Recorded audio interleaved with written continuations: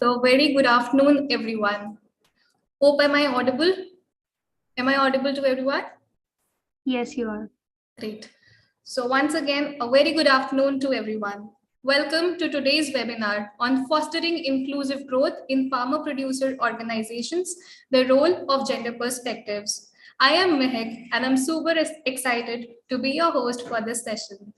Today, we will be discussing the significance of women's participation in farmer producer organizations, FPOs, and delving deep into the strategies and policy measures that can be taken to make the FPO space more inclusive. To help us explore this topic more, we have an eminent panel of guests with us. Without further ado, let me please introduce each one of them to you. Our very first panelist is Dr. Menka. She is currently posted as Assistant Director Extensions at Agriculture Directorate in Lucknow. Prior to this, she has worked Prior to this, she has worked as an agriculture officer in Gorakhpur, overseeing the implementation of central and state schemes. She has completed her BSc in Agriculture from BHU Varanasi and pursued MSc and PhD in Seed Science and Technology from IARI, New Delhi. She shall be here in a while. Our second panelist is Dr. Ajit Kanetkar. He is an independent consultant, writer, and researcher with over 30 years of work experience in the development sector. He was previously a faculty member at the Institute of Rural Management, Anand, Gujarat, and currently serves as the visiting faculty member at IIM Udaipur. Dr. Kanetkar also holds a PhD in management from Savitribai Phule, Pune University. Welcome to this session, sir. Our third panelist is Ms. Kumkum Kumar, who is currently working as the head of programs at ActionAid. She has over 2 decades of experience, mostly with ActionAid, and is passionate about women's and girls' issues. She has worked extensively with diverse group of women, including those affected by super cyclones, BD workers, women farmers, and young urban women. Our fourth panelist is our very own Ms. Rupali Abde, who is currently working with us as a gender expert in the agri domain with Grameen Foundation India. She comes with a demonstrated history of working in gender and development, women empowerment, and adolescent girls' rights. She has worked with esteemed organizations in India, such as Butterflies, Save the Children, Landisa, and International Center for Research on Women. I wholeheartedly welcome all the speakers. Also, we do have our very own Ms. Purna Roy Chaudhary moderating this session. Purna is the Associate Director at Grameen Foundation India, leading the Women's Economic Empowerment and Gender Vertical. With over 15 years of work experience in the development sector, she specializes in women's empowerment, child protection, financial inclusion of women, and gender justice. We are really glad and grateful to have all of you as a speaker in this session with us. Moving ahead, now I may request Neha, Program Manager at Grameen Foundation India, to give you a brief introduction about the organization and the project MANDI, under which we are conducting this webinar. May I please welcome Neha on the dais? Just give us a minute. There's a little glitch. We'll get Neha on.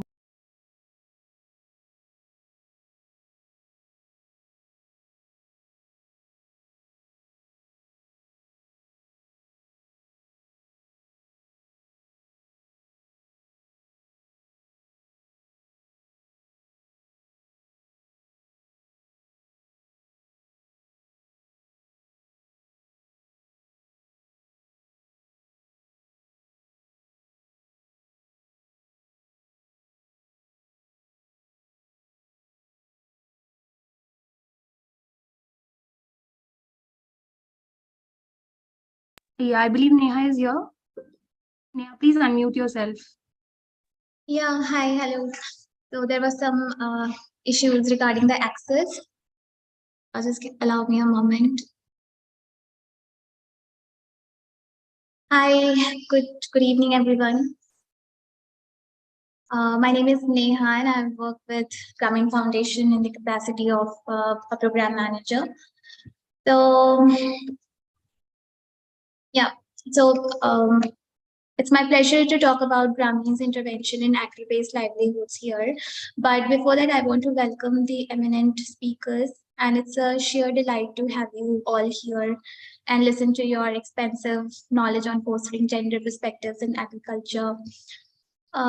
We all are aware that of the fact that agriculture employs about 80% of rural women, and empowering and mainstreaming rural women workforce in agriculture has the potential to bring a paradigm shift towards economic growth.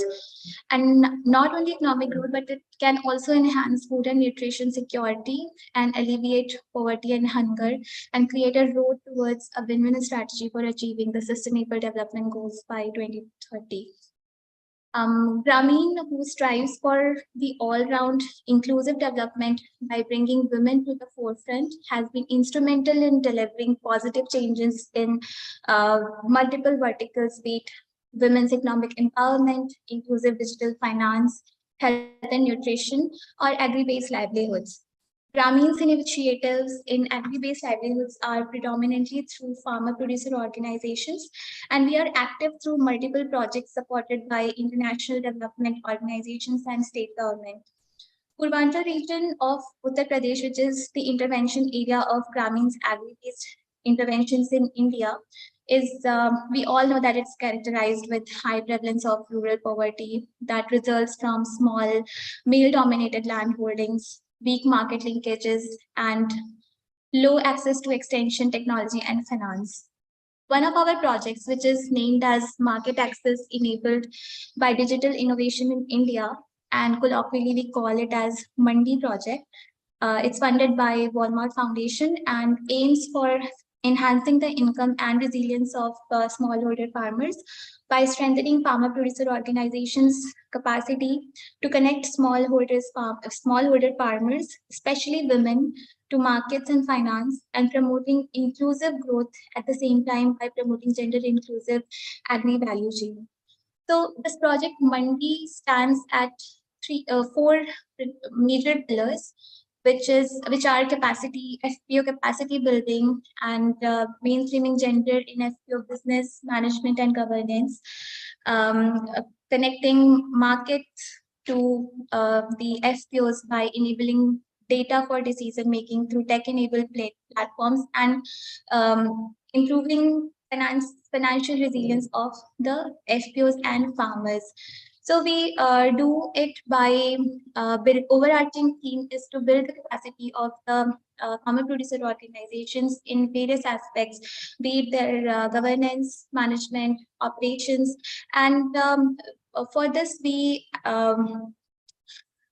conduct a lot of rigorous studies to get to know about what are the gap areas in which that capacity of the FPOs could be built so that they emerge as viable and profitable business enterprises with economic and social objectives intact.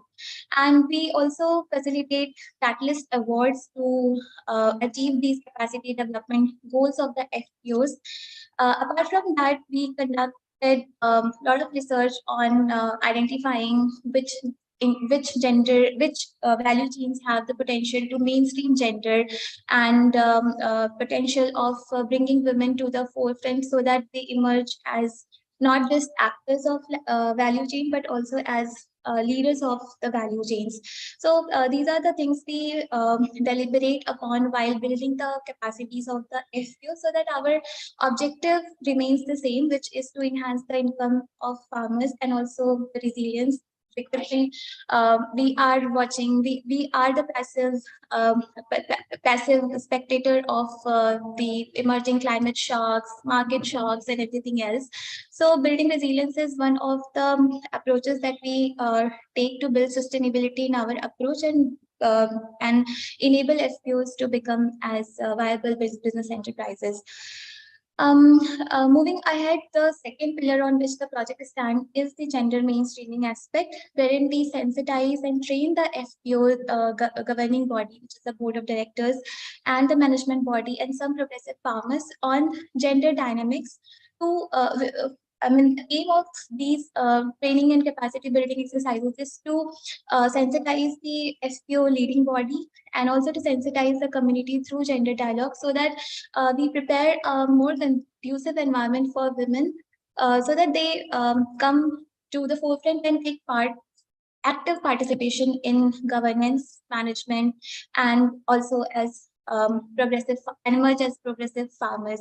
And we also provide technical assistance to the FPOs to realize their gender mainstreaming goals uh, by bringing structural level changes, for example, placing gender policy at the FPO level, revising their institutional policies and outreach strategies as well.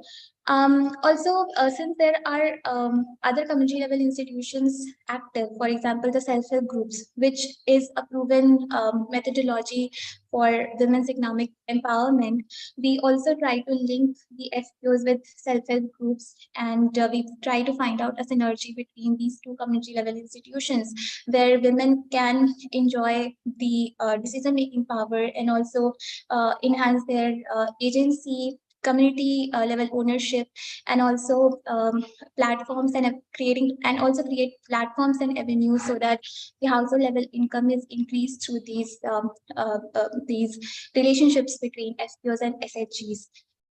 One thing which is very important in this project is to introduce technology enabled decision-making platforms. So we have introduced an AgTech solution to, and we facilitated the collection of farmer field and crop level data to help FPOs make robust decisions, be it production related decision or marketing related decisions, to bring transparency in the overall approach and also to minimize the loss which is evident in the absence of proper availability of data. So we have capacitated the FPOs to make use of these data, read the analytical reports, and make decisions which are in the favor of FPOs and farmers' development. Apart from that, we also introduced a lot of technology service providers and marketplaces, so that the crop productivity and production is increased, and farmers can reach out to multiple buyers at the same time, so that they have improved negotiation power that ultimately results in the enhanced income of the smallholder farmers. We also believe that finance is one of the cornerstone to bring viability to any business.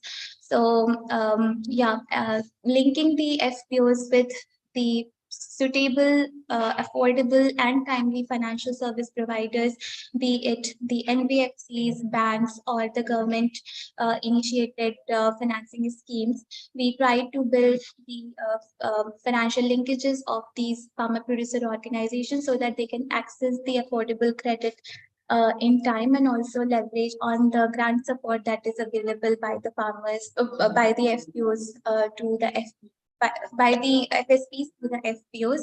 For example, the Agriculture Infrastructure Fund, Matching Equity Grant, Farm Machinery Bank, etc.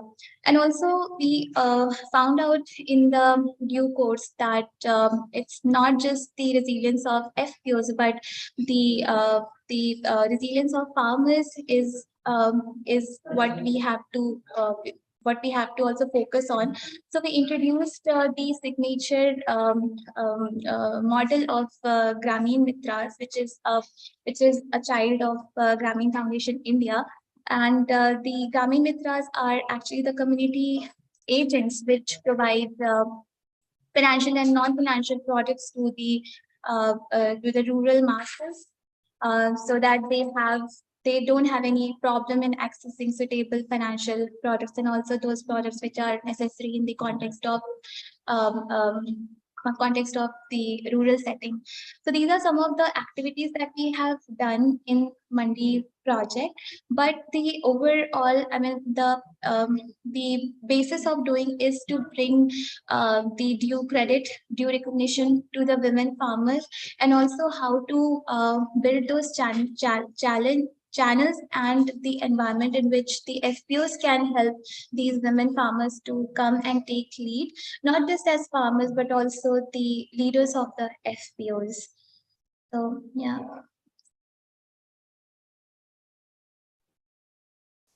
Thank you, Neha, for briefly putting forward the information about Project MANDI as well as Grameen Foundation India. I welcome all of you once again to the webinar, and I can see Mr. Rajit, Rupali, and Kumkum with us. So with Dr. Menka will also be joining us in a while. And now it's time for me to welcome Ms. Poorna on the dais, and I just hand over the virtual mic to her so that she can just moderate the session. Ms. Poorna, the stage is all yours. Thank you so much, Mehek. I hope I am audible before I even start. Yeah, great. Thank you, Mehek, for the warm introductions, and thank you, Neha, for setting the tone of today's webinar with such a crisp overview of the context and also what we are doing under Project MANDI. So good afternoon. It gives me a lot of pleasure to welcome all of you to today's webinar and thank you to each of the panelists for taking the time out and for participating in what I think will be a very, very rich discussion. So the recent trust by the government of India on aggregation through the farmer producer organizations, it has been highlighted as an impactful mechanism for addressing some of the fundamental challenges faced by women in agriculture. And these fundamental challenges are in terms of, less access to inputs, be it in seeds, fertilizer, finance, or access to critical services like training, like insurance, and even less access to organized markets. So keeping in sync with today's webinar topic on fostering inclusive growth in FPOs, with a very, very deliberate focus on the various gender perspectives within the FPO ecosystem. So at this webinar today, we shall discuss, 4 key areas. One is, of course, what is the importance of women's participation in FPOs? We will also talk about the challenges and the specific barriers that are faced by women in FPOs. We'll also talk about the strategies and policy measure for mainstreaming gender within the FPO ecosystem. And we'll also kind of talk about some of the best practices from the success of women's inclusion and participation within FPO as well. So that's the premise of today's webinar. We shall start with a moderated question and an answer session with the panelists right now. And this will be for a duration of an hour approximately. And after that, we shall take questions from the audience. So we encourage all of you who have joined us, attendees and participants today, to post your questions in the Q&A feature of your Zoom. And we shall duly pick up those questions and kind of give it to our panelists for them to respond later during that open house Q&A session. So I hope I'm clear in kind of laying out what's going to happen in the next hour or so. So with that, and on that note, let me start with you, Kumkum. Thank you first and foremost for joining today's session. So you have, Kumkum, worked extensively on women's empowerment across intersectionality and also on diverse themes.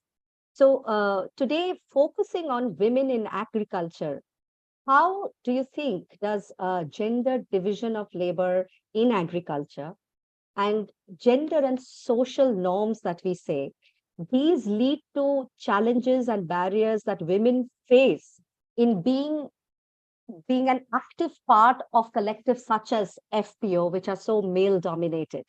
And how do you think these challenges can be overcome? So over to you, Kumkum.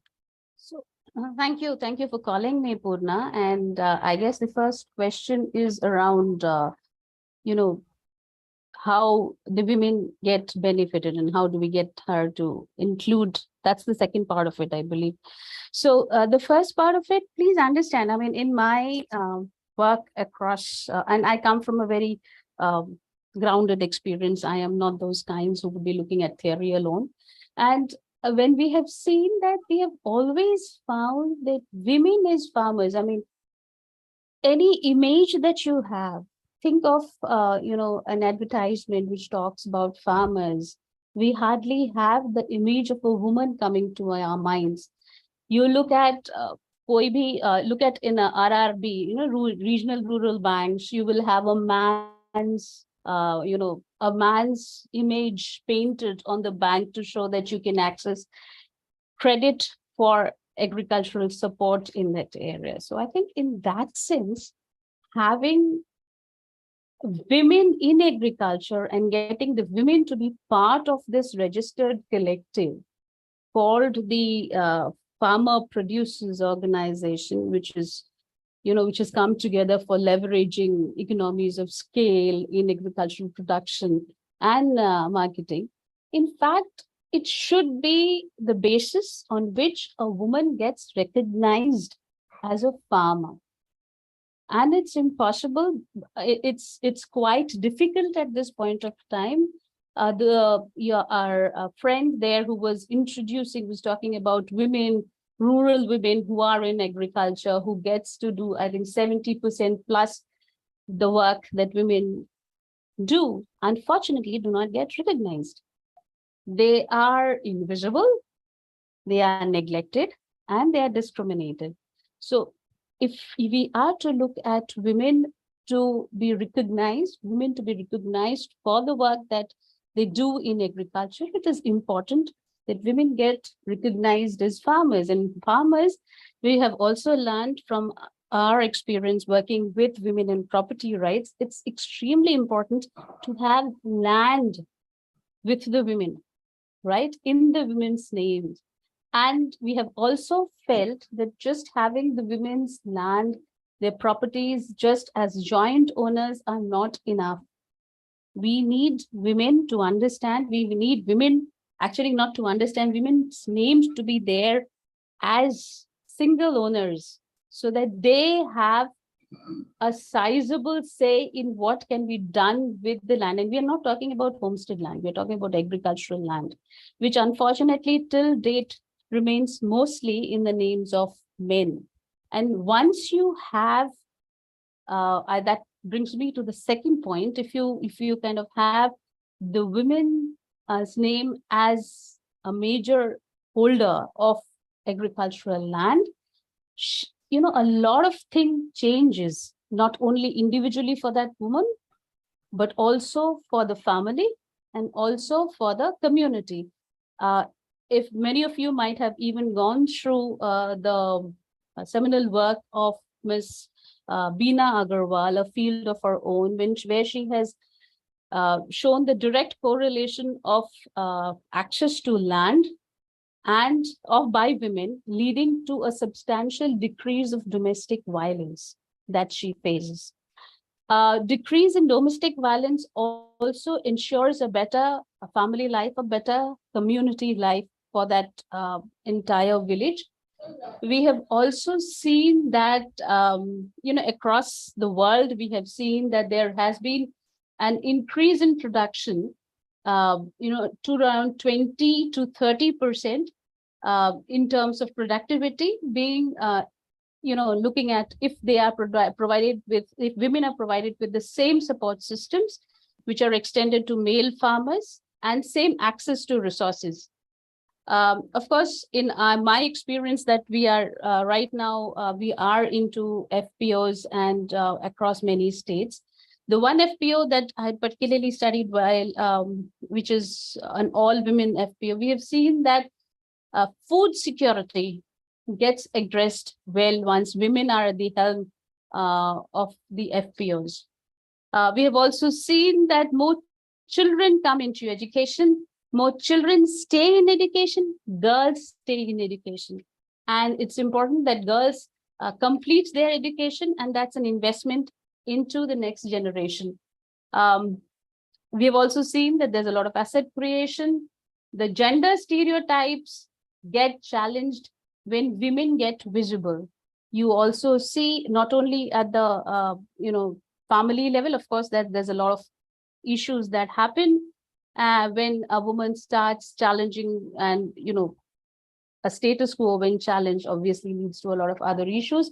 But of course, those gender stereotypes start slowly getting changed.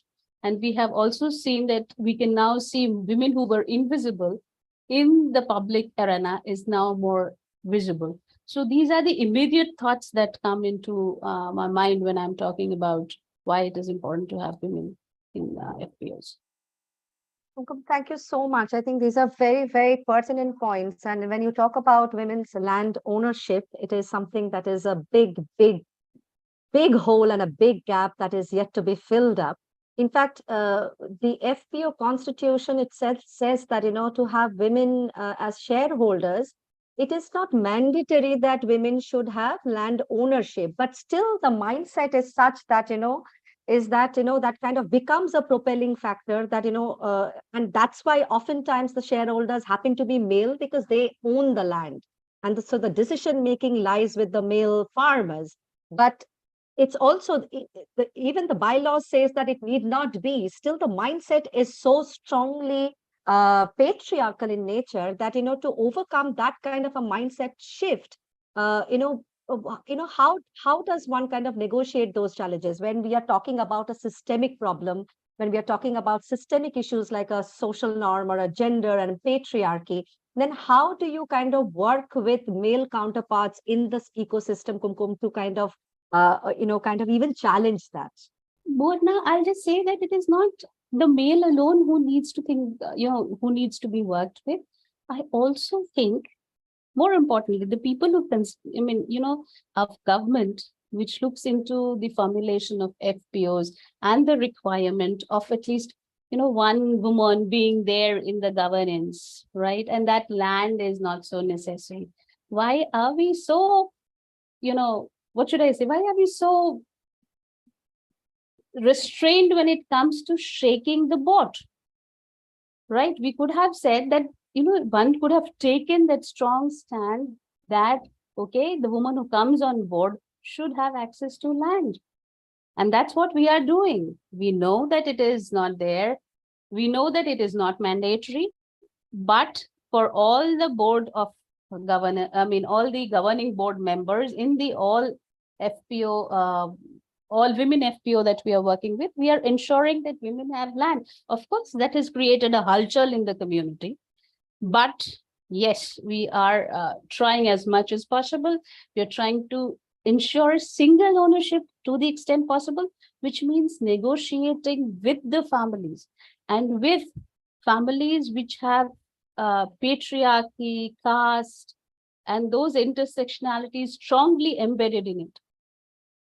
And, it's a long journey, but it has to start somewhere. So yes, male working with them, it is important, because that brings me to the second bit where we are talking about women who are now coming out. So what are the women doing?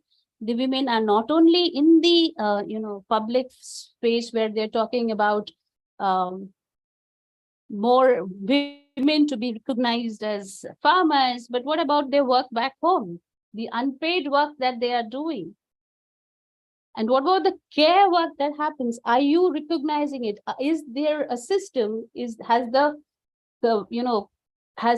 a system where the government is recognizing that women are also contributing and hence setting up processes and systems to address these kind of requirements that women have to ensure that they are more visible and they are able to assert themselves as farmers, right? Or for that matter, every woman who's working requires, in fact, most of us can work here because we have a system back home. So that's very important. And of course, sensitizing men to understand that, a woman who's now taking and shouldering the responsibility of bringing money home needs to be supported also. So the woman cannot be, doing these two things alone, and they need to be supported also. And if they want additional money, they should also lend a hand, which they have never done before. Immensely valuable, Kumkum. Thank you so much. There are a lot of takeaways that kind of, one, when we are discussing, you're throwing points which are so pertinent, but there can be a whole lot of intervention that can be mechanized because of, because of those core fundamental challenges that women face in agriculture.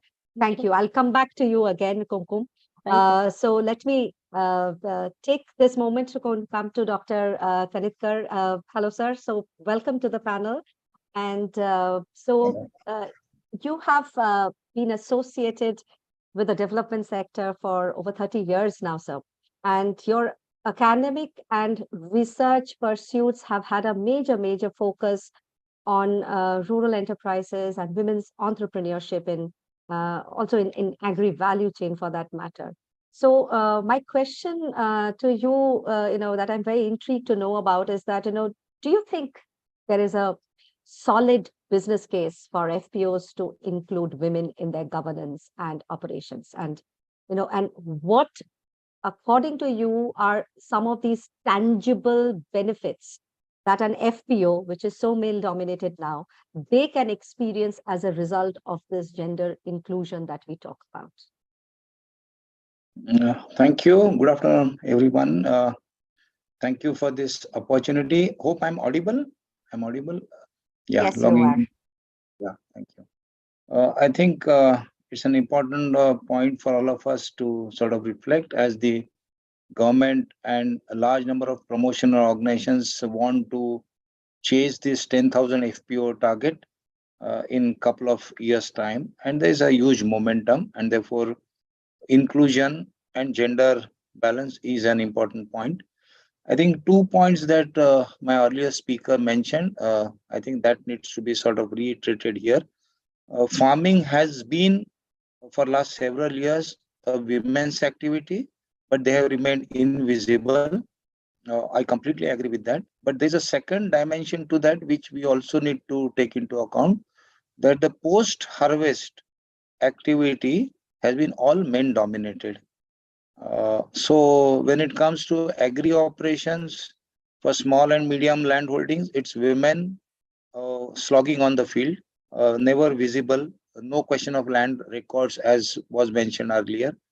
But when it comes to post-harvest, the value chain that we talk about, taking the agri produce to the market and getting the money back either from the APMC or from the weekly market or from the wholesale trader and so on and so forth, it's always the man in the family or men in the family who do that. So in a way, it's invisible on both ends. It's invisible in spite of the hard work on the pre-value chain, if I may use that word, or in the production phase, completely invisible on the post-harvest or the post-farm gate kind of thing. And now if we sort of talk about farmers institutions or farmer producer companies as an institution largely coming in across the spectrum, right from the production to the post-harvest and the value realization, then the challenge becomes very critical, because in a way you are trying to promote membership, participation, governance in decision making across the value chain, where there is so much invisible and lack of participation in the official structure, I mean, not through the work. So that's the challenge. So I just wanted to add that point when we heard our previous speaker articulating the invisible part of it in the production process, but huge invisible, zero presence in the post-harvest. The second point is in terms of the institution that is trying to change these dynamics, and that's the topic for today. I think there's a range of steps, I would argue, which broadly are in terms of participation as member, then participation in activities of the institution, participation in the governance function, and then subsequently participation in the management functions. And these I'm deliberately segregating in terms of the level of complexity. Because if you look at, I would not say it is happening in Grameen Foundation promoted FPOs, but in many other promoting institutions, the promoting institutions are largely men dominated, and therefore it's extremely difficult for them also to have patience and the kind of capacity bandwidth to include women members in the FPO, right from the membership. We are not yet reached the stage of governance and decision making. So there is quite a bit of a tokenism, that just because you want to have a women FPC, you say, okay, I have enrolled 50 women members by soliciting a membership of 100 rupees or 50 rupees or 500 rupees. And that's the start and end of all women FPCs. So if you start on that wrong notion, or if you start on that token notion of just having a nominal membership for the sake of saying that we are a women FPC, then we have started on a wrong footing. It's a false start, clearly. So participation is the starting point, and there all of us know, and as a practitioner, and many of you have been promoting FPOs and supporting FPOs, we are working against a very impractical timeline that the promoting institutions want FPC to be registered in 2 months, so many shareholders to be done in 3 months. Then the next tranche of promotional grant comes in next 30 days and all that. It's difficult to happen that way.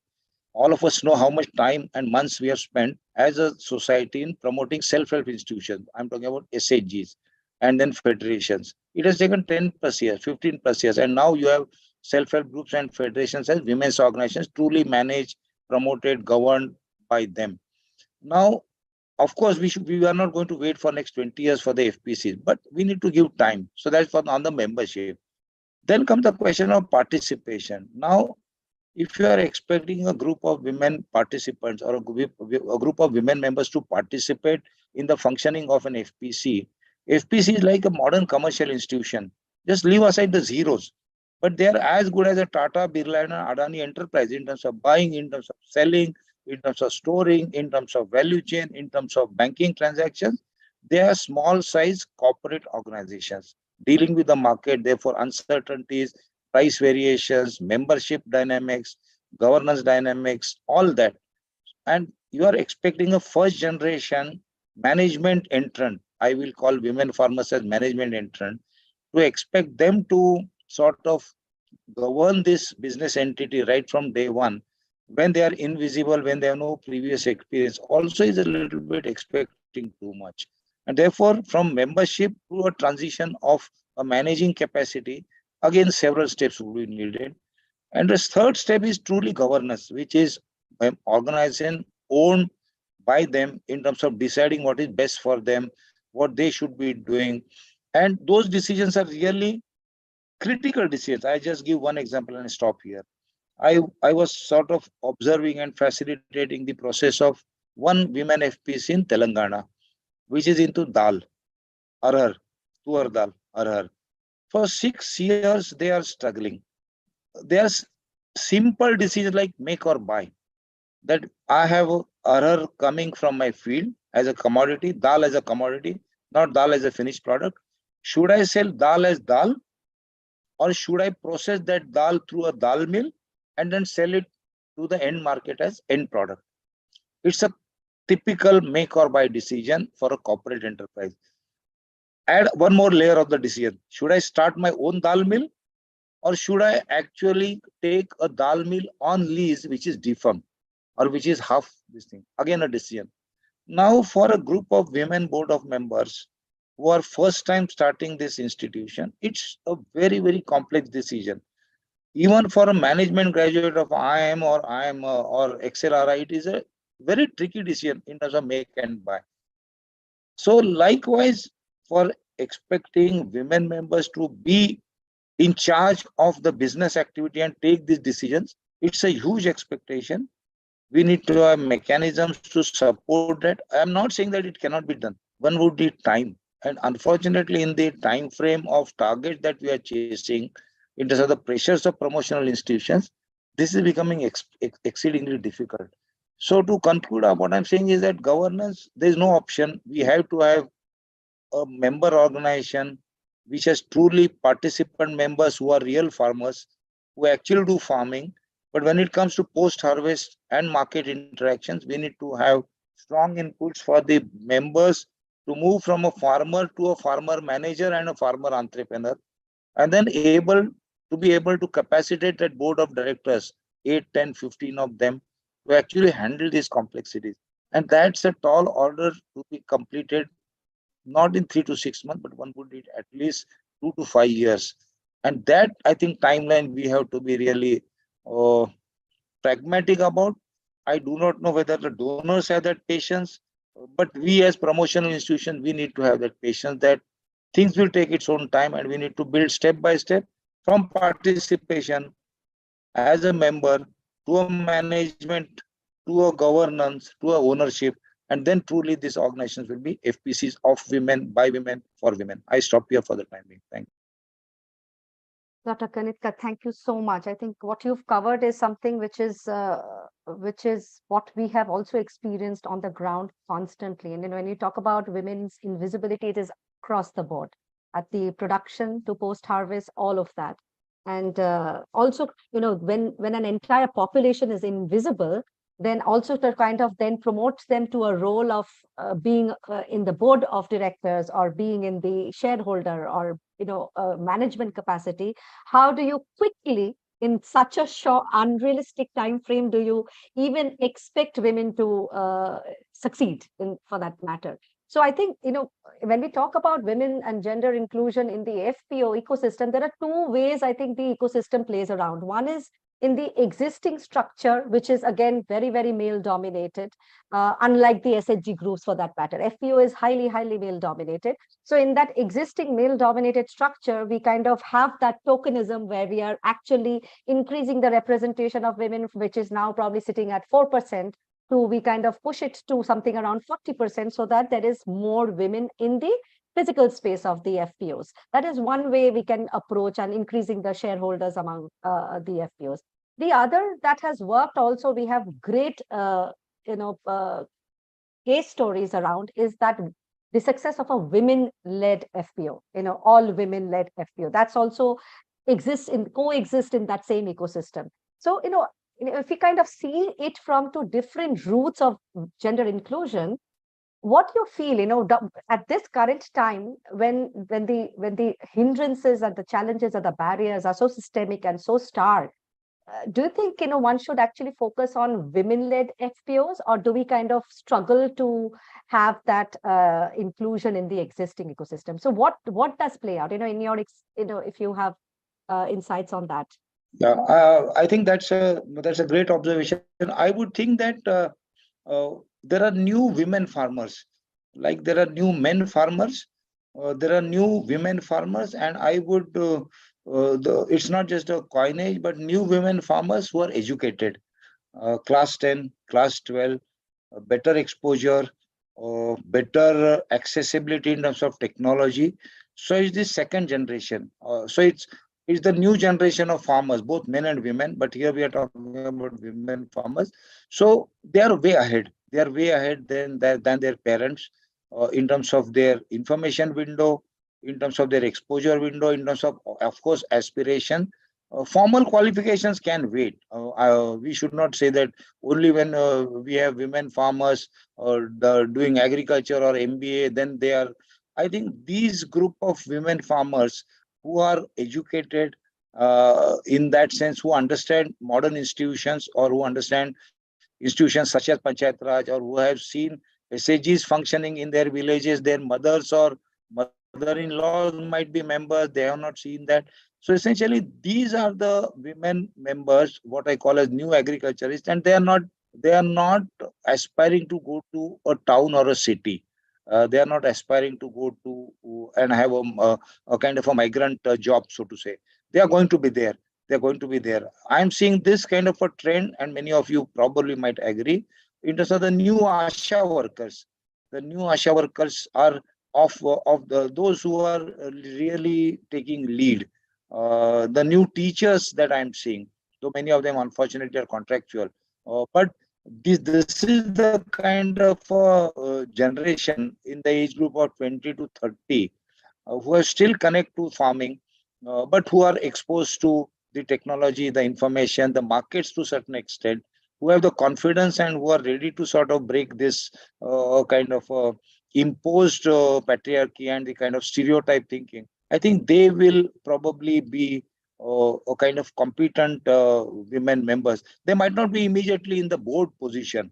The board position might still go to elder women or a buzurg family lady and so on and so forth, given our social structures are organized. But actually, in terms of the professional staff, I would think that in many villages, there would be this group of women who actually we should invest in terms of being they leading the show in next 3 to 5 years. So I would think that as a kind of a midpoint, whoever is suitably groomed and advised and supported by their senior women members, mother-in-laws or mothers or family members and so on and so forth. Because this group, I think, is definitely going to be the kind of lead members of the FPCs. That's my kind of observation on limited exposure that I had to some FPCs in South and Maharashtra. Thank you so much. I think that's a great and I think suggestion that you're proposing, because now that we are also kind of looking for young women to come into the FPO ecosystem, I think that lens of having that young group and reach out to there, because as you rightly said that today, I think young population, even in rural, the penetration of technology is quite high. So, their exposure to and their, confidence for that matter is relatively higher. So, that tap into that existing and kind of then build and capacitate them, it could be a very, very, fruitful route for that matter. Thank you so much, Dr. Kanitkar.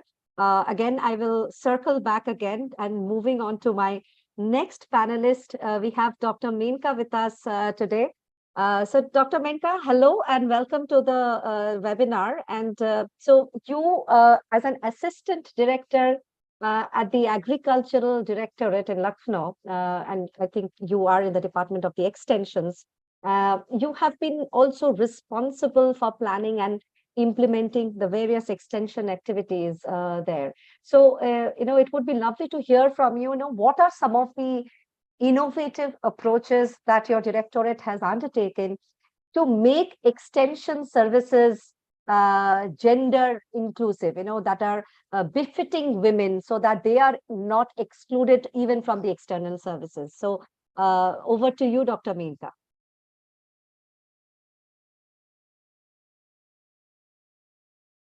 Dr. Menka, if you're trying to speak, you're probably on mute. So if you have to unmute yourself. Yes. Up. Hanji. Hi, you are audible right now. Yes. Maybe a little closer to the mic would be helpful if you are.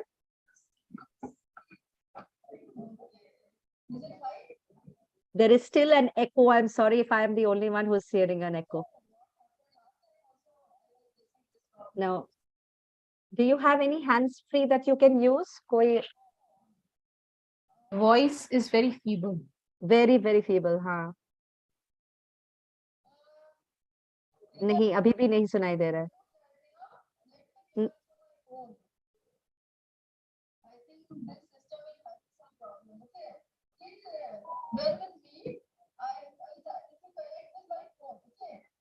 Oh, okay, connected through your phone, right? That's what you're saying. Okay. We'll give you a couple of minutes for that transition.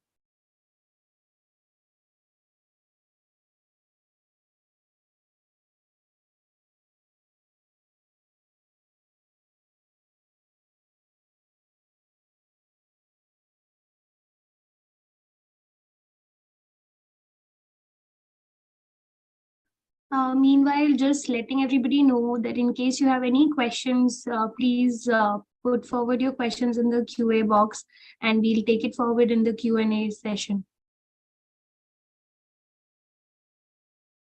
Thank you, Srishti, for that. I don't see a single question in the Q&A. So I encourage all attendees to kind of barge us with questions, and we have a great panel to respond to all your questions. Please go ahead.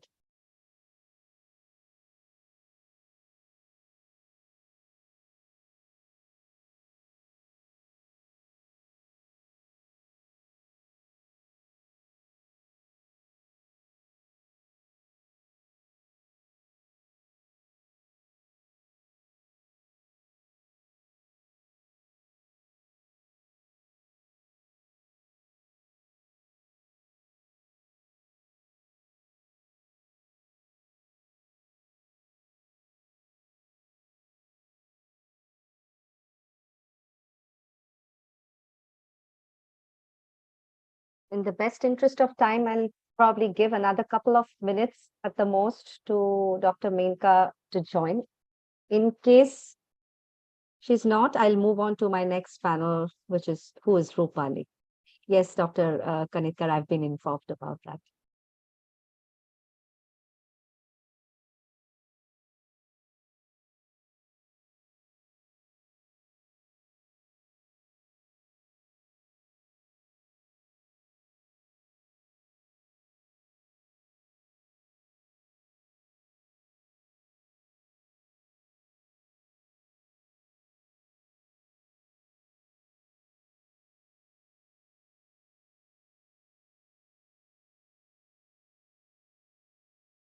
So while we wait for Dr. Menka to join, and Dr. Kanitkar, I only have about 3 minutes with you. So let me just kind of come back to you for your kind of a last comment. So, when we talk about the FPO ecosystem, there are many, many stakeholders in it, not just the FPO for that matter. So,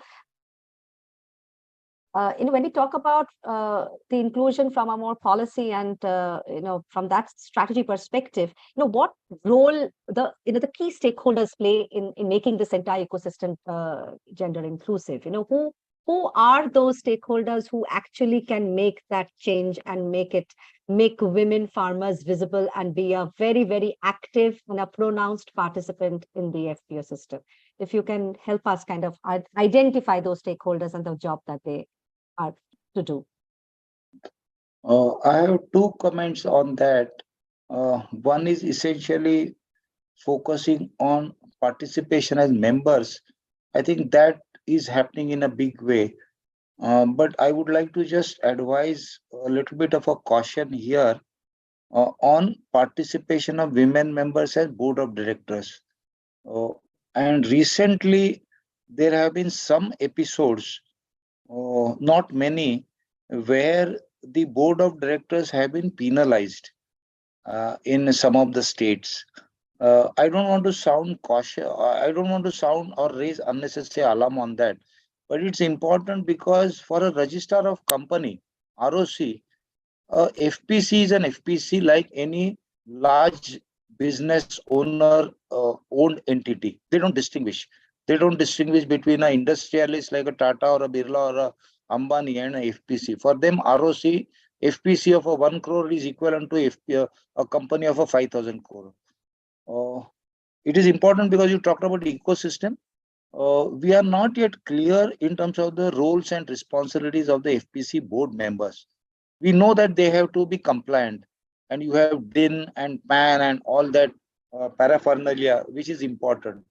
But just because they were not compliant in terms of the legal aspects, filing returns every year, it's a simple thing. All of us as individual taxpayers do that. It has become a habit to us that come June last week, and all of us sort of do our last minute rush to file our income tax returns. And then we are compliant, and then the year is done. Now, for an FPC board member to be able to comply with these formalities is a huge task. And many of the board members have been personally fined. In Gujarat, many of the men members have been sent notices by ROC for not being compliant, and they have been fined. Now, to expect the first generation organization and its governance system to comply is a huge task. So therefore, one major ecosystem weakness that we have is the ROC system. We need to educate the ROC system. How, when, by whom? I think that's a question that we. The second is the whole auditing and accounting system, which is the group of chartered accountants. Because who will help comply with this? Promotional institutions, yes, we have good knowledge. NGOs, we know what to do. The market linkages, organizations like Grameen Foundation, they know what is best done in value chain. But the whole accounting function, the housekeeping function, what I call as the housekeeping function in terms of accounts, in terms of audit, in terms of board of directors responsibility, I think that's a big that's a big weakness or bottleneck, I would say. So these two kind of and who are then the stakeholders who are to take care of that? Who are the people who should take care of this? I think this is the ROC, the system, therefore the Ministry of Corporate Affairs. the FPC promoting institutions like NABARD, NCDC and all that, they are more focused on promotion. They are very little has been focused on the management or the housekeeping function, as I call it.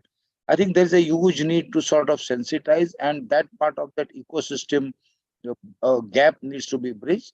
And the chartered accountant, if you have 10,000 FPCs, do we have 10,000 chartered accountants in the country? I'm afraid we don't have. I would think hardly there are 500 competent chartered accountants who understand the FPC business, how to record transactions, what does FPC mean. So they are chartered accountants trained for corporate activity. They are not chartered accountants trained for farmer organizations. So that switch has to happen, and that's a huge weakness.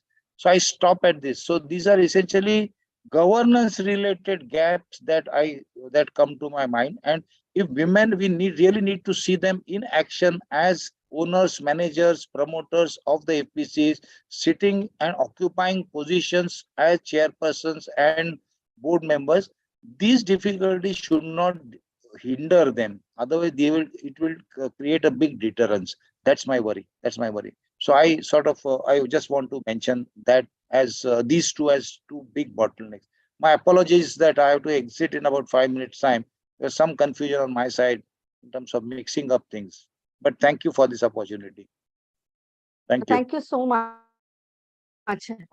We take your suggestion and your word of caution with absolute, kind of a blueprint for that matter, because it is a big concern that you kind of highlighted. And, organizations like us who actually we want to not create more trouble rather than facilitate an ecosystem which is inclusive and lands women in the place that, they rightfully should belong, but not at the cost of complete unpreparedness. So, if we are talking about an ecosystem and stakeholders who actually the fact that you've highlighted that CAs have to be there in the system, and they need to understand the entire business of an FPC, an FPO, and that capacitation need to come. So, whoever is is the wheel of the entire ecosystem, NABARD or in other organizations and agencies for that matter, we also need to be mindful of what could, come up and crop up if we are not prepared and we don't understand the entire business around the FPOs. So thank you so much, Dr. Kanitkar, and for your valuable inputs. We have a very solid takeaway from what you have shared. And thank you for your time. I know you'll be kind of dropping out in a bit, but, thank you for your time once again. So, Dr. Menka, can you hear me now?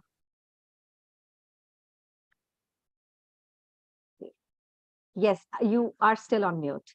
If you can unmute yourself, maybe I can. Okay, am I audible? Yes, you're perfectly audible right now. Okay. Thank you so much for joining. I think we've also done an introduction of you to the larger audience. So I'll just move straight to the question given the time that we have. So, what I was trying to ask you is that, that fact that you are with the agricultural directorate and as the assistant director and in the extensions of it, what are some of the innovative approaches, that your directorate has undertaken to make extension services more gender inclusive? So if you can, help us, see how your agency has kind of done work around gender inclusivity in the extension services where women are still excluded, I think that will give us a very, very good premise of our discussion. Over to you. Here in through our extension activity, our department is trying to bring women farmers on the same platform as men farmers, because invisibility of women farmers, as our earlier panelists they were discussing, that is a major problem. So at the grassroots level, we are trying to take women out of their houses, because earlier when I was in field, it was difficult for women farmers to make them participate in our activities. Their participation was minuscule, 5-10%. And in that meetings also, they used to sit at the back because they don't consider themselves at par with men. But that scenario has changed. Now, if you go to any of our Mela or Goshti, you will find 30 to 35% women farmers are there. And they are vocal also, they are participatory. So that trend has changed. And what we are trying through our activities, we organize Kisan Pathshala for farmers, and we make sure that participation of women farmer is there. It is clear-cut instructions to our ground staff and officers at district and at commissary level that there should be participation of women farmer more than 30 to 40%. And it is reflected in results also. Over the past 5 years, there has been an increasing trend in their participation. And as a result, we are also getting some farmers who are doing tremendous good job, extremely good job. And uh, we are also felicitating them for their good work. We have another program through which we promote our farmers for their exemplary work in agriculture and allied sector, for production and productivity in different crops, be it cereals, pulses, oil seeds. We celebrate one Kisan Samman Divas. This is meant to commemorate birth anniversary of our former Prime Minister Chaudhary Charan Singh Ji. On that occasion, we felicitate all the farmers. And in that category, we have kept one separate category for women farmers. Few years, we felicitated women farmers at district level also. Otherwise, we have one category at state level in which we select women farmers. These women farmers, they are selected from different districts. We get their recommendations from different departments like fisheries, horticulture, animal husbandry, dairy, sericulture. Based on their activities, we give them prizes. We give them equal prizes. In other, we can stratify first, second, and third, but we can't stratify women farmers. So they are equal. We give them equal amount of money. In others, farmers are getting 1,75,000 and 50,000, but in women category, we give them 75,000 to 3 women farmers who have done exemplary work in these sectors, as I mentioned earlier. So this is one platform which is recognizing women farmers. And when you get into their activities, they are involved in so many activities, be it in natural farming, be it beekeeping, fisheries, sericulture. It is only that they need to be recognized. And that work we are doing. Also, what women farmers need, they need exposure and training. And we, through our submission on agriculture extension, we are doing capacity building of women farmers. And we do this capacity building at various levels, right from village level to block, district, state, and interstate level also. There are specific programs which are planned only for women farmers. And a number of women farmers participating in these trainings is increasing. And we have increased the training programs that are dedicated only for women farmers. We also conduct exposure visit of these women farmers to agriculture universities, to ICR institutes. So it is giving them exposure what they all can do. And apart from this, we are also helping them in forming self-help group, women food security group. We provide them seed money so that they can start some entrepreneurship, some small activity. And these self-help group, they can further participate in FPO formation.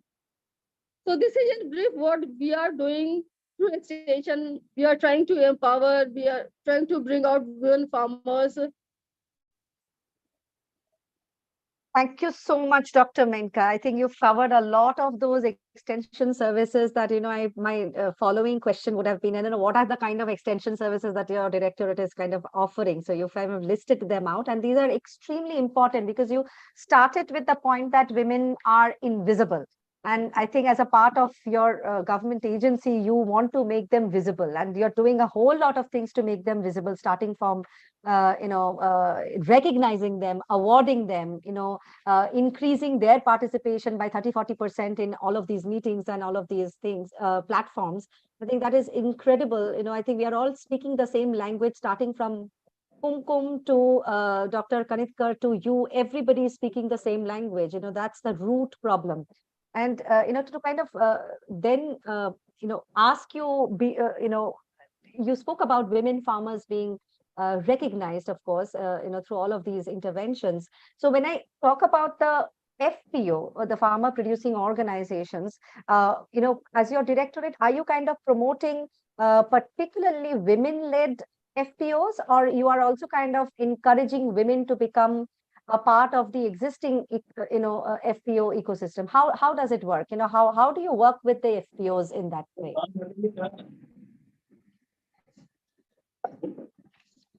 So at present, our strategy to promote FPO is general. We are not focused on women farmers. So we are trying that they should be on board in FPOs, but we don't have specific targets regarding that. But we are trying to incorporate more and more women farmers in the FPOs that are being formed, that are in process. Apart from that, I would also like to tell you about our another program that is going on in collaboration of Ministry of Information and Information Technology and CDFI. In this project, what we have done, we are trying to embed digital payments in the FPOs. So we have selected 20 FPOs in UP. They have selected 2 states, 20 FPOs from UP and 20 from Tamil Nadu. So it gives me immense pleasure to express this, that performance of women farmers is better in UP compared to Tamil Nadu. This was not expected. They also never thought we will be getting such type of result. So here in our state, among 20 FPOs that are part of this program, participation of women farmers who are registered is 30%. So that's not a bad figure. That is quite good. Looking at the condition of women farmers or the level of development at which they are at present. And also regarding the digital payment, the percentage of women farmers that are making digital payments is 27%. So we are around that 30% mark, so which is quite decent. So this is what all in the field of FPOs we are doing. But certainly in future, we will be focusing more women to take the lead positions, to lead the organization. At present, we have. It's not that we don't have women-led FPOs, but their number is nominal. Thank you so much, Dr. Melka. Thank you. Its future is like, starts from the present, which you're already doing in so many capacities, working with women farmers. So I think that will certainly lead to a kind of a system which is going to be inclusive in its nature. So thank you for throwing light on that. So with that, I will move on to my next and my final speaker in this panel, Rupali. So Rupali, as a gender expert, you have worked so closely with women farmers and also women in agriculture, especially within the FPO ecosystem. And you have worked very extensively on increasing women's representation within the FPO as shareholders and board members as well. Could you talk about the gender mainstreamed interventions? What are those activities that you have facilitated that have led to not just the increased representation of women in these FPOs, but also how their participation in the FPO has also increased? So if you can throw a little more light on how you have achieved that. Rupali, over to you. Yeah. Thanks, Poona. It's being listening all they're all my seniors and listening to Dr. Melka and Kumkumji. So one important thing, because it's in FPO ecosystem is completely a male dominated. It's like we are in a patriarchal society, and working in Eastern UP, it's more difficult than other part of the country because it's highly patriarchal area. Bringing women in FPO ecosystem is not so easy for us because of the societal norms and everything. But we had worked extensively with women because empowerment of women and building confidence in them is most important for us.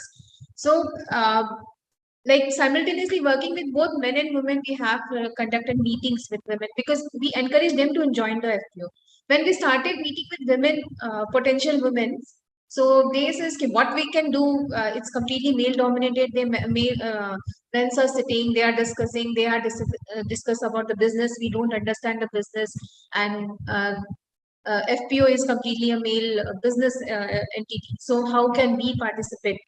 But then we slowly started, we start doing the backward thing that, see, you are working as a farmer, you are doing half of the, like 80% of work is conducted by you. So you have a bigger stake in FPO businesses. So we started with this, we have conducted a lot of gender dialogues with them. We talk with the male community, we talk with the women, and women themselves have started coming to the FPOs. So yes, we want to join. And more of the male also, there is a very much apprehension from the male side ki what women will do.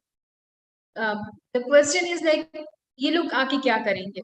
So because they can't take the decision, they can't participate in the meeting. Still, there is a lot of apprehension from the women's side. They are not speaking too much in the meetings. But some of the women, they are really vocal, and thanks to all the SHG women federations, because most of these women shareholders, we started approaching the SHGs to come forward, join the FPC, because most of the women are into the agricultural activity. So SHG women, they bring their friends to the FPOs to join FPO as a shareholders. When we start this project, it was like only less than 10% women in 40 FPOs. Now we are able to increase it to 37%. So the whole shift was because intensive trainings, continuous talking with both male and females. Because when we are talking about the gender inclusion, so we have to have talk with the male also, because talking only with the women is not working. So empowerment or encouragement of both men and women is most important thing. Thank you so much, Rupali. I think very, very important aspect that you have highlighted, that, when we work with women, maybe 10 years ago, when we worked with women, we only worked with women. And today, I think the entire strategy and mechanism of, gender and women's empowerment has changed, where we talk about male engagement and boys and men engagement a lot. And the fact that, you're rolling out these gender dialogues in the community space, or even with the FPOs, which only kind of, I think, with the agenda of having a larger buy-in and a more collaborative and partnership approach to integrating and including women in the entire ecosystem. Now, as a follow-up, let me ask you a question, Elio. When you go out there and have that gender dialogue in the community, in the rural setup, in where gender word itself or patriarchy itself, where you're talking about states, where we have very, very stark patriarchal and gender social norms that are being practiced. Have you experienced backlash? And if at all, how do you deal with the entire dynamics where still, which is a predominant patriarchal structure, and then having women become a part of a system and a business for that matter, which then links them, brings visibility to their work, brings visibility to the person she is as an agricultural contributor. So, what kind of, have you experienced any kind of rifts from the community and the male counterparts, and how have you dealt with that? Many a times, Poona, backlash was like initial few months was really hard for us to work, because as I said, it's completely a male dominated sector. So when we go initially, when we saw that one woman board member is there, but she is completely invisible, as we are since from the beginning of this webinar, we are seeing that women are invisible. So women are completely invisible, whether they are a board member or a shareholder, they are completely invisible. So starting with those who are listed in the board or in the shareholder list, we start contacting them, and then we start communicating with them. So come forward and take part. Similarly, with the male also, because it took us a lot of time to build a confidence with them, and slowly, but it happens. But it happens. One part is because when we are talking about the women, including women as a shareholder, it was because there is no policy as such that you have to have a women in FPO. So they are work with the policy. So they says ki where it is written in the government policy that women has to be a shareholder in FPO, it's completely a male dominated entity. So it is coming from the men's side, and many of the women, they really don't know about any kind of FPCs existing in their village or uh, in their community. So that awareness we generate among the women, and we started like it took us time, but slowly we generate awareness among the women first to come forward. Now women are like taking participation in marketing of the produce, how at what rates they are asking with their PO members that how this produce has been sold, what is the price, and how in which market they are going in, and how much produce they are selling in. So these questions are started coming from the women's side. Thank you so much. Yeah, the fact that you kind of build trust, as you were saying, and that relationship, and it's a long run process as well. I think one has to have that patience to kind of see and reap benefits of these very, very minute and very, very intense engagement when we are talking about involving a kind of a dialogue with the community and the male members of the community. So thank you so much for throwing light on that, Rupali. I am given to believe that you have a short presentation to run and show us, which you're going to take us through one success case story. Yes. So can I request Shrishti? So in our interventions, like in MANDI project, we are like moving to 37% women shareholders in 40 farmer producer organizations, which was less than 10% when the project was started. And as I said, the SAGs has played a vital role in increasing the women participation. And engaging SAG is one of the process we followed. Like in 152 SAGs are now a part of 18 FPOs, and they got a seasonal employment. So they get see the benefits of being a part of the FPO.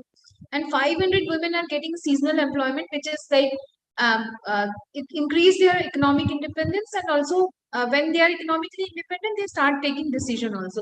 So they are a part of decision making process also. They are equally participating in FPO activities as well. Thanks, Srishti. And followed with this, we are playing a video of a woman. She is from the Prayagraj district, a very remote village, and she is a board member.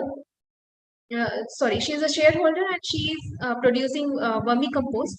So we can hear from her voice how she is been participating in FPO in vermicomposting activity, and what benefits she are getting.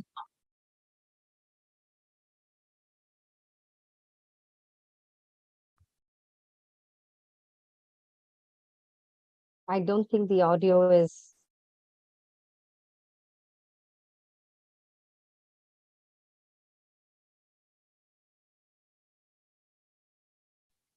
We are not getting the audio.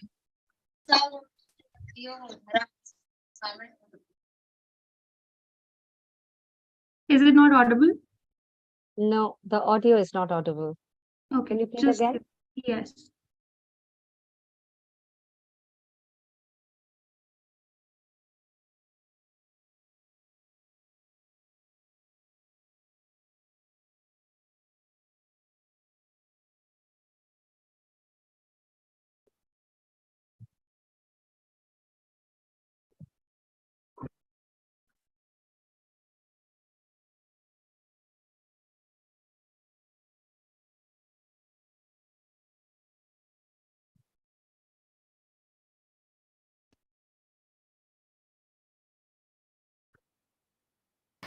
मेरा नाम संदीपा पटेल है। मैं ग्राम गोहनिया से की रहने वाली हूँ। मैं FPO से जुड़ी हूँ। पहले तो मैं DAP यूरिया का इस्तेमाल करती थी, तो हमारा पैदावार बहुत कम होता था। 1 बीघे में बहुत ज़्यादा से ज़्यादा हो जाता था तो 10 कुंटल। अब इस साल हमने FPO Dharavarsh bio farmer agency company से जुड़ गए हैं, तो हम जैविक खाद का इस्तेमाल कर रहे हैं। तो हमारे खेत में 15 से 16 कुंटल तक का धान का पैदावार हो जाता है बीघे में। तो हम धान की करते हैं खेती, और हम सब्जियां भी उगाते हैं और थोड़ा बहुत फूल भी उगा लेते हैं। तो हमारी ये जैविक खाद से हमको बहुत ही लाभ होता है। अब इस समय हम जैविक खाद बहुत बना रहे हैं, अपने गांव में बनवा भी रहे हैं। ये हमारा ग्राम सभा 3 पुरवा लगता है, तो हम तीनों पुरवा में करा रहे हैं ये काम।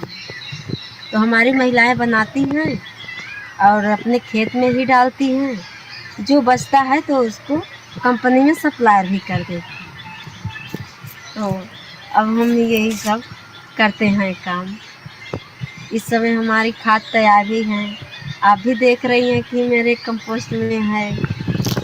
तो हम इतना काम कर रहे हैं और करवा रहे हैं, अपने खेत में भी डाल रहे हैं।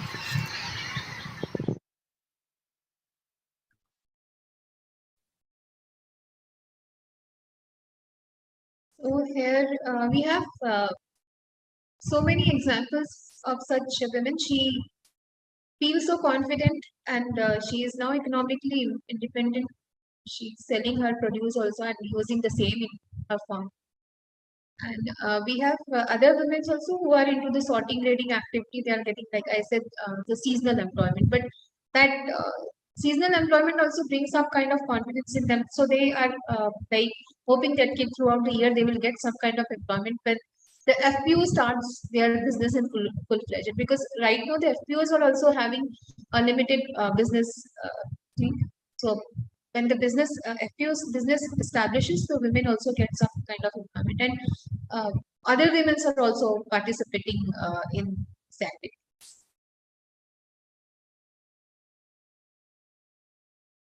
Thank you so much, Rupali, for showing that. It's always, again, seeing the woman from the field and what she feels about, her work.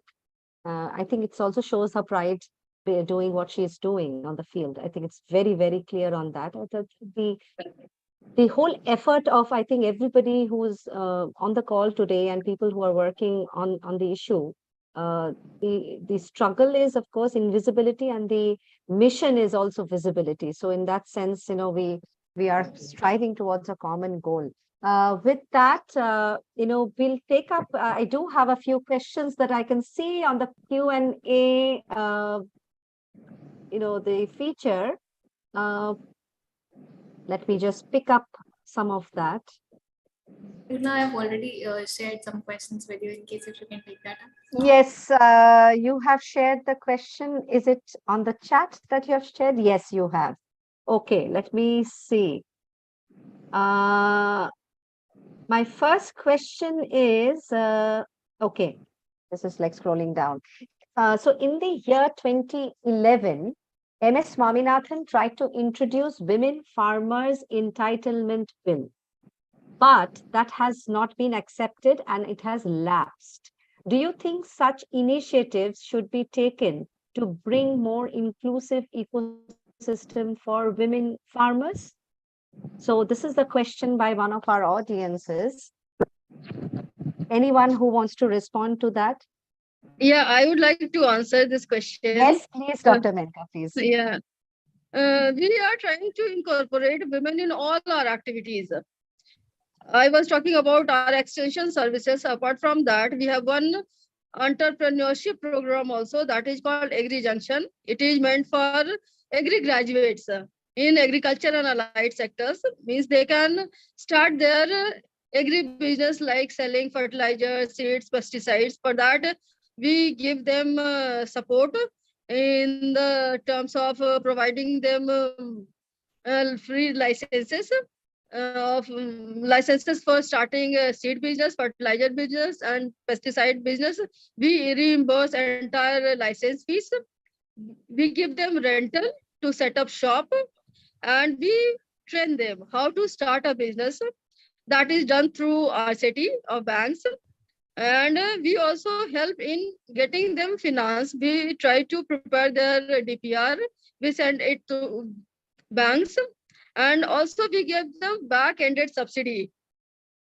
We give, at present, we are giving them back-ended subsidy of 60,000, and there is provision of bank loan of 5 lakhs. And I'm happy to share this news that now women candidates are also participating in this program. We are running this program from 2015-16 onwards. But now the number of participants is increasing. This year, we have handful of women participants in this. So we are trying to incorporate women in all our activities. Apart from that, we are conducting other programs like demonstration. In that also, women farmers are there.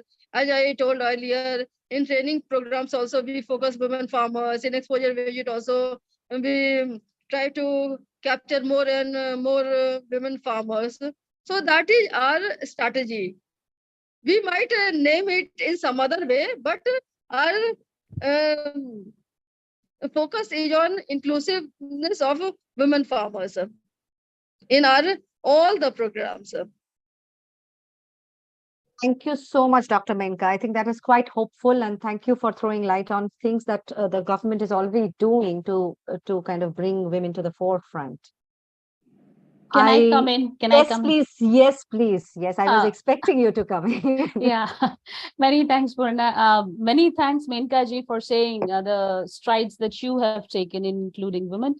But I think it is absolutely necessary that women exclusive bills and hence acts should come in, because only then can we visualize it, and only that then we will have the policymakers writing the acts such that that is followed at the ground.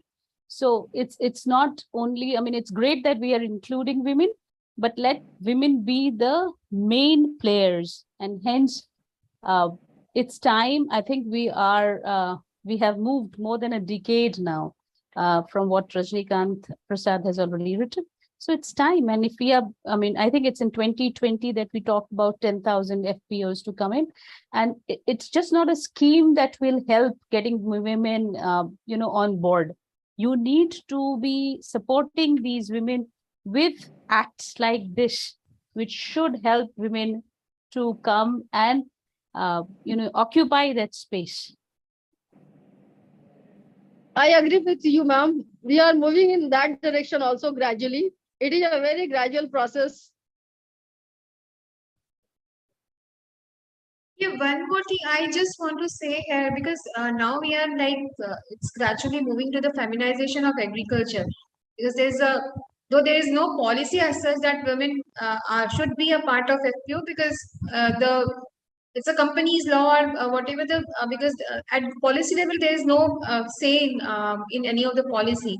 But with the stepping high in the migration, the most of these agriculture activities are under women's hand.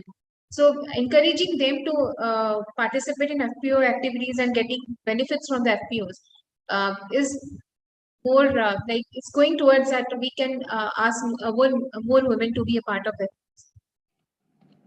One point of disagreement out there. Let's not that be a afterthought, just because there's feminization of agriculture, hence we should be having a women law only act.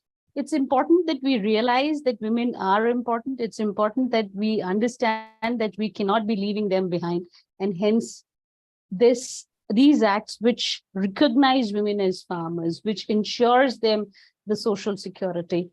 Hence we would be looking at an act which recognizes, which sets up the processes such that women are able to get that space. Thank you.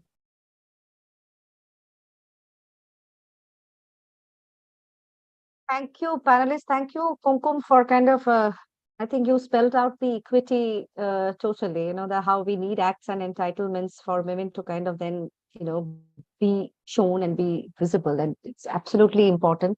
From the perspective of what Dr. Menka also says, that there are these schemes that are being rolled out, of course, I think every ecosystem player for that matter, be it the policymakers, be it the implementers, we all need to agree on a common ground. And that's what I think needs to be also articulated. So importance of spaces of dissemination, of sharing the learning and sharing and kind of sharing, be a representative of the voice as well, is to kind of put the pressure to have those progressive at the same time and deliberate acts and policies that bring women to the front line. I think it's high time we do that. There have been rejections. I think there is, but going forward, the struggle doesn't end.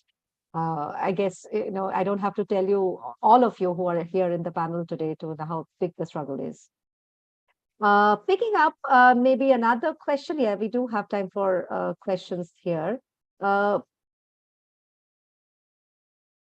Okay, this says, what role can gender disaggregated data play in visibilizing the role and position of women farmers in the agri-value chain? And what more should institutions be mapping beyond the gender disaggregation?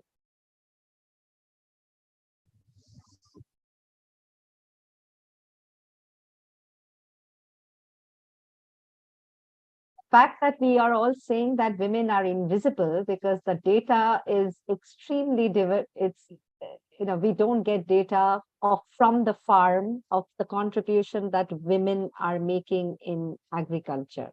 So do you, as panelists and experts on the ground, do you feel that the role the gender disaggregated data play, what kind of role that data would play in visibilizing the role of women and their position as farmers in the agri-value chain?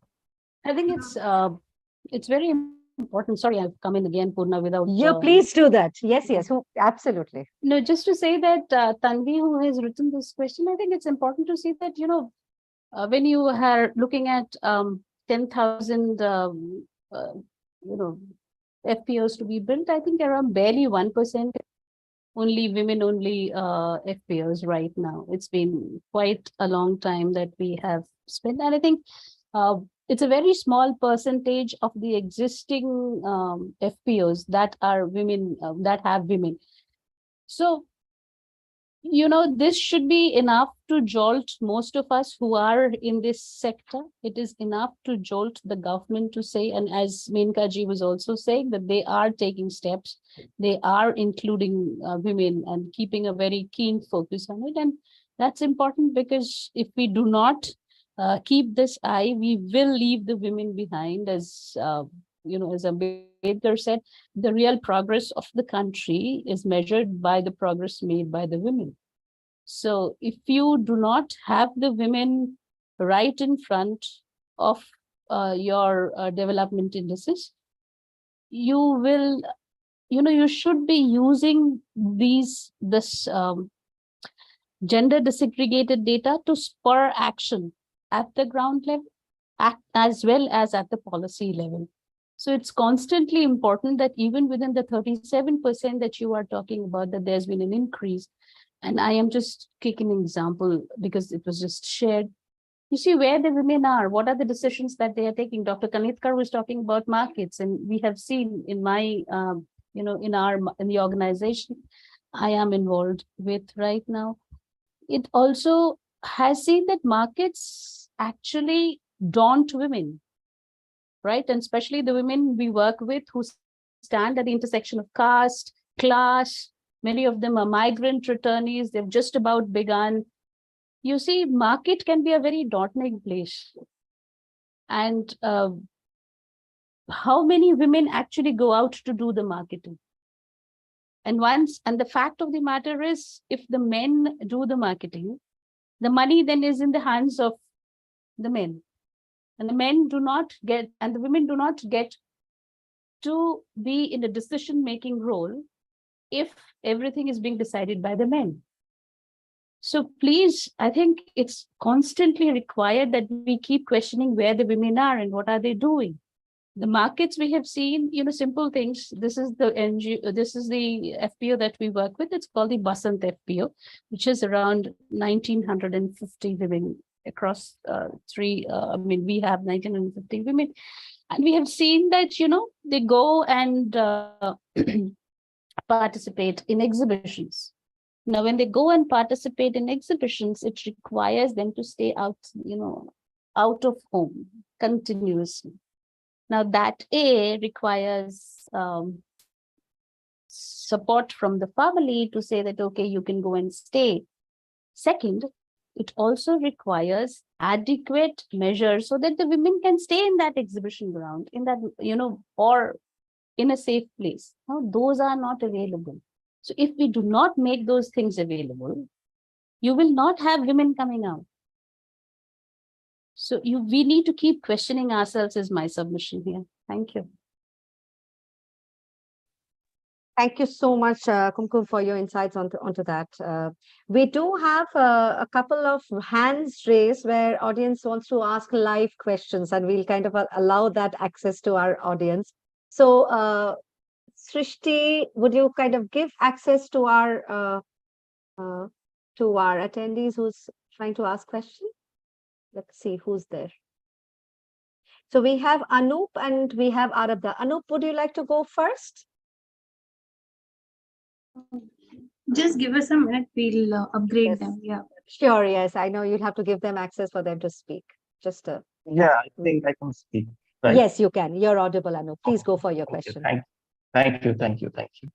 So I have been listening this one and trying to understand, like, you see, there are certain axioms I want to put forward in this panel. Is that first is that time and through research, it has been shown that the income which comes to the woman, or the income for which women is responsible for, always address the household and the social status of the family, like children's education, health and nutrition status of herself or for the children.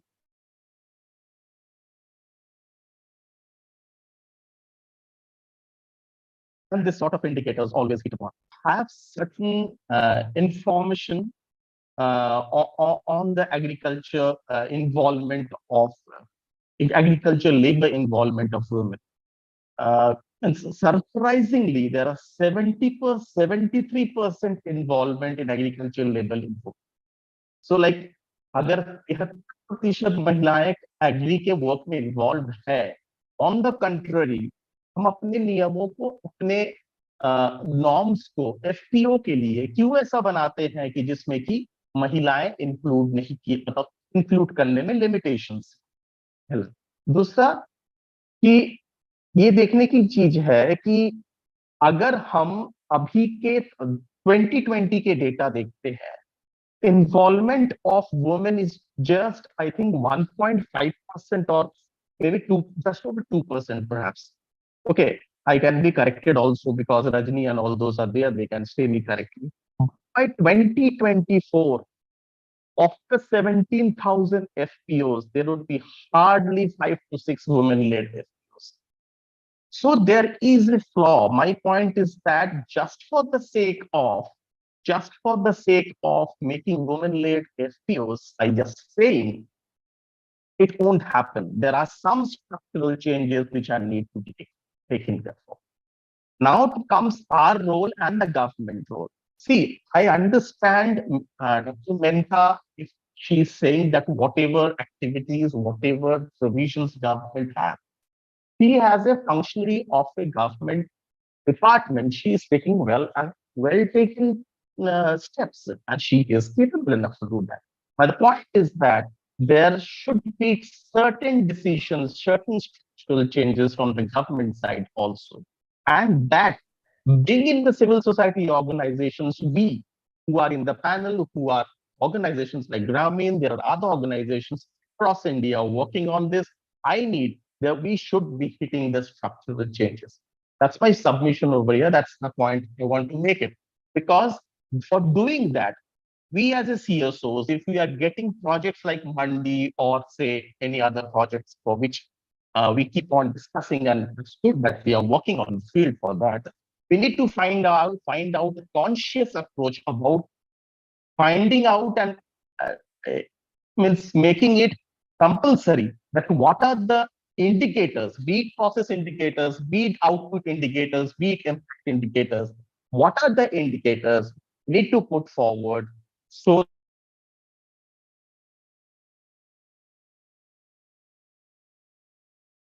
that are reviewed regularly, so that can become routine and gradually that can become the right structural changes. That's the point I wanted to make. Thank you. Well, thank you so much for your point. I think you have summarized quite a array of issues that the entire system of FPOs is working on, and you very categorically said that there must be something really inherently faulty in the formulation of the FPOs, which is kind of formed at a very gender blind premise, because that doesn't really give an organic scope for women to participate, and given the fact that FPO is a hardcore business. And when we are expecting women, farmers for that matter, who are in any case invisible, to become a part of the system, where are we fundamentally going wrong? So thank you for putting that forward. I don't know if any of the panelists want to kind of respond to what Anup has highlighted, and throw some more light on it, maybe.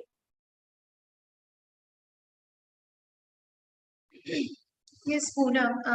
Actually, the women, like we are in the previous question, Kumkum has highlighted that there is no safe space for women to actually go to the market. So we need a woman to we need a safe space. For example, in mandis, because in mandis, women in the farmers, they have to stay overnight or maybe a day or two, because until they get the right price or something for their produce to uh, sold out. So women can't be, because these are not the safe spaces for women to stay overnight, because there's no such facilities available for the women required to. And it's completely a male dominated areas where women really can't. It's because we ourselves had went to mandi overnight in midnight hours, and we find that it's not a safe place, because we ourselves are not feeling safe in that place, despite of having male colleagues with us. So a rural woman who never had come out from her house and her village, for her going to town side and going to the mandi, staying overnight, is completely unacceptable in her family and within herself also. So we have to have a create spaces for women to go out and uh, seeing women in doing marketing. So then they need such kind of platform, the safe platform first. Then only we can expect women can go out. Thank you, Rupali. We have Arabtha's hand raised. Arabtha, would you like to kind of pose your question here, please? Srishti, we need access for Arabtha to speak. Yeah. Thanks, Poona. And I must thank Poona and Rupali to have really, Poona to be, first to moderate this session so well. And I'm really sorry that Dr. Kanitkar is not here. Now here. But I just, this is not something that I just wanting to ask this to the panel.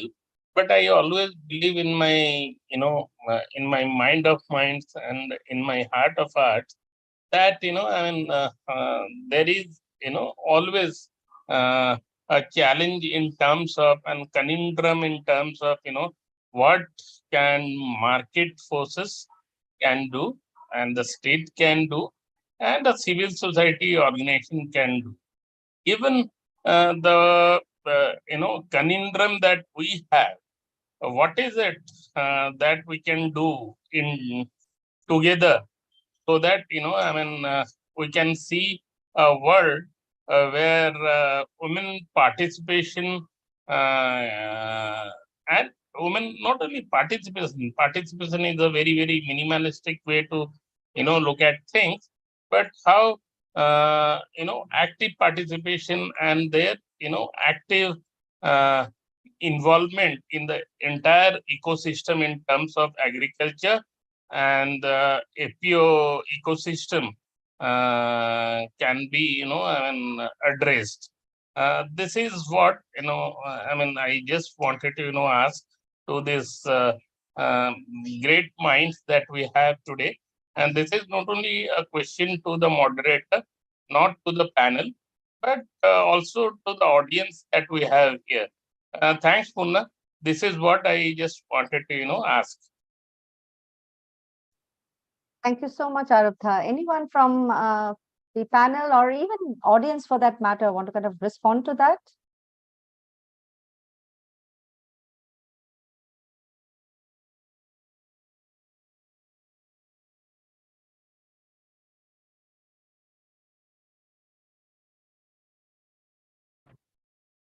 In fact, Arabdha, when you talk about so many players in the ecosystem, because primarily we are facilitative organizations like Grameen, we have also Kumkum who's here representing the facilitative organization for that matter.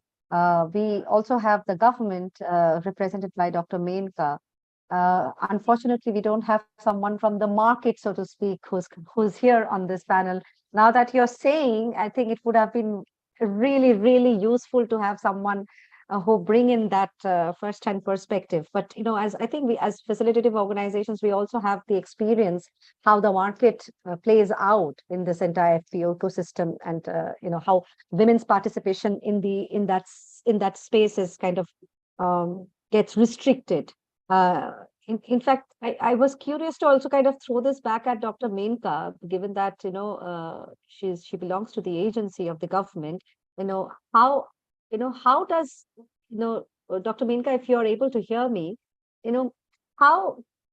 what role do you think the importance of civil society organizations or facilitative organizations like Grameen Foundation could play in kind of holding hands with the government and the market actors to take this agenda forward of gender inclusion? Do you think, how do you work with such organizations as a part of your department?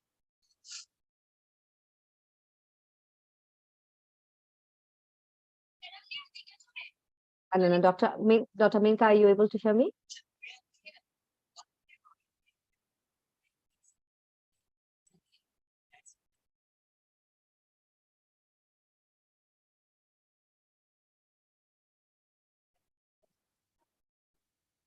Maybe not. I think, Punna, I can't see anyone, but I think the panel members are not there. Are they there? They're there. Yes, they're all there. Yes, they're there. Yes, all right. Yeah. I just see Dr. Menka on mute. Maybe she's having some trouble kind of unmuting herself. But yeah, anybody from the panel want to respond to what Arabdha had said and expressed?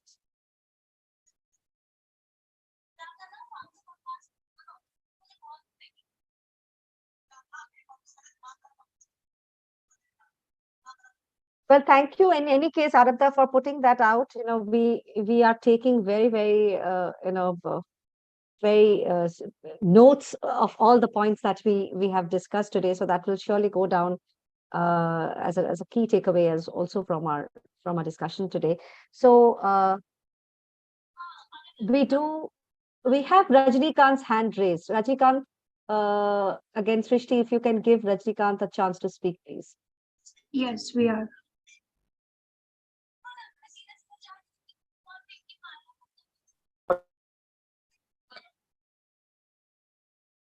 Yes, Rajnikant, please go ahead. You are on mute if you're trying to speak.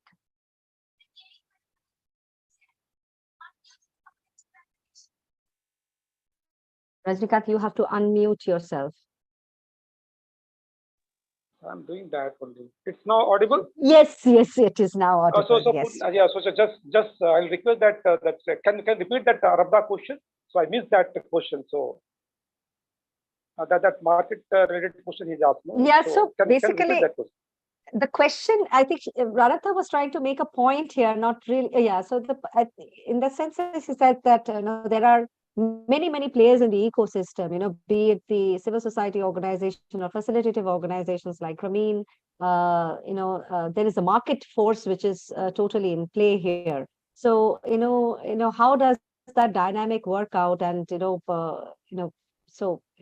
in that ecosystem for that matter. And Arabda, is there anything in particular that you're targeting to ask? You can directly ask that here as well. No, I mean, really, all that I wanted to mean is how sort of, the state market forces and civil society organization, and the way Pune has mentioned, facilitating organization or the implementing organization like Grameen on the ground can work in tandem, so that the answer to majority of the problems in terms of active participation of women in three spheres can be addressed.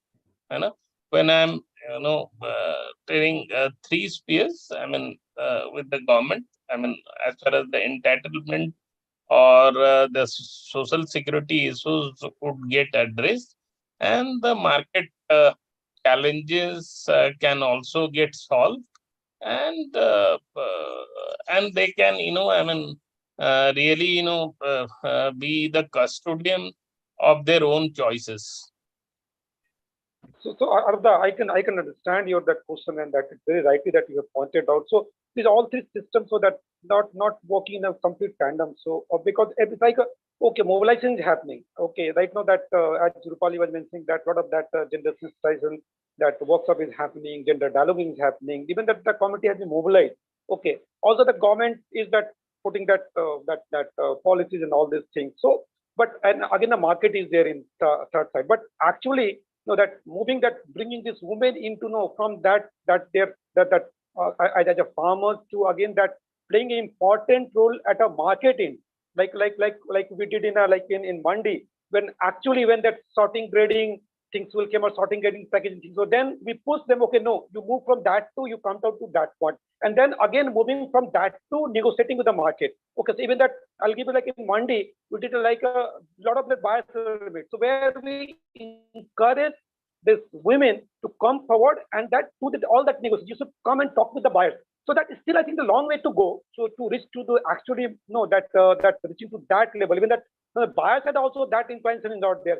They are coming and they are doing all dialogue with the male members only. So that, I think, it's a long way, but I think that things have been started. And at the same time also, like on the government front, if you see like example of like in UP, so there should be some policy which should encourage that women, like a farmers first, this women first policy needs to be there. Okay, suppose if you want to take up this farmers custom hiring scheme, there should be some provision, some scheme for the women. So still, I think that things are happening, but not happening in so like in a tandem way.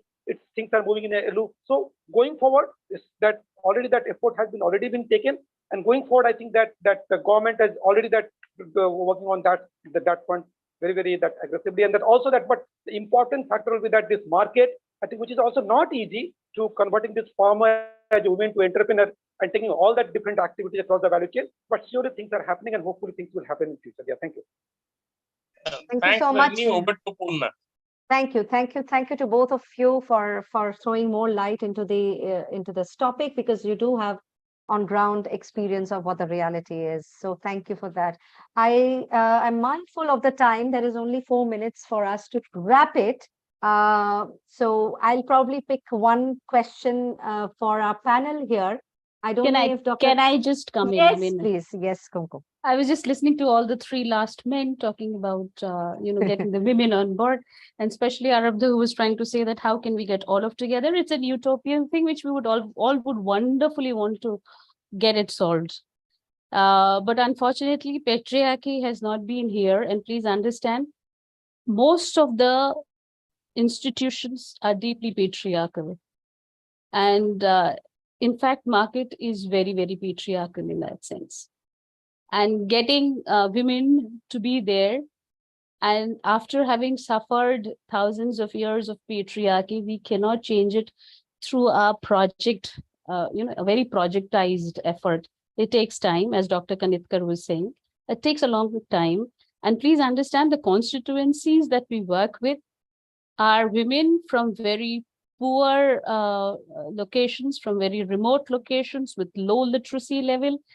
And I wouldn't facing issues of caste discrimination, facing issues of gender discrimination, facing wage discrimination, you name it and she has it, and she's been trying to forge past it. It's not an easy journey, and we need all the support that is required. Particularly the government should be one of the main actors to help in mitigating such efforts.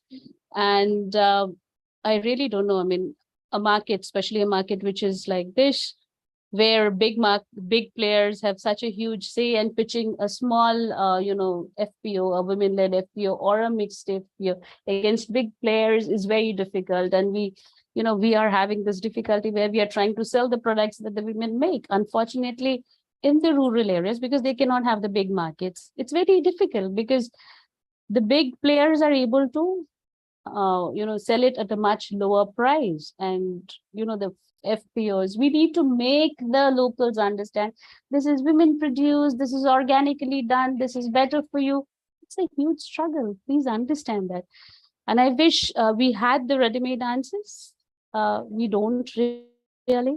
It's a long struggle, and we need to be constantly questioning ourselves, questioning our own assumptions, and constantly learning from the women themselves. Thank you. Kumkum, you couldn't have wrapped up this entire conversation better. First, thank you so much for doing that. I will, on that 1 minute mark, I will hand it back to Mehak for us to close it today. Thank you so much, everybody.